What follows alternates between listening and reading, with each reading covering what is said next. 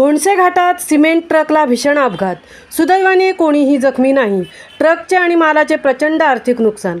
अपघातग्रस्त घोणसे घाटातून सिमेंट घेऊन नागोठणेकडून म्हसळाकडे येणाऱ्या ट्रकला आज सकाळी 10 वाजता भीषण अपघात झाला. अपघातात ट्रक MH06BD 1217 हा भरधाव असल्याने चालकाचे नियंत्रण न झाल्याने रस्त्यालगतच्या एका मोरीजवळ डोंगरावर आदळल्याने ट्रकचे आणि आतील सिमेंटचे भयंकर नुकसान झाले. सदर ट्रक नागोठणेकडून म्हसळ्याकडे F753 या राष्ट्रीय महामार्गावरून येत असता घोणसे घाटातील केळेवाडी या परिसरात तीव्र उतार आणि शीघ्र वळणावर चालकाचे भरधाव गाडीवरील नियंत्रण सुटल्याने हा अपघात झाला. अपघातात ट्रक आणि आतील मालाचे भयंकर नुकसान झाले. सदर अपघात आज शुक्रवार दिनांक 10 रोजी सकाळी 10 वाजता झाला. पोलीस कर्मचारी नवीन असल्यामुळे अपघाताची नोंद आणि DR देण्यास विलंब होत असल्याचे प्रभारी अधिकारी API पवन चौधरी यांनी सांगितले.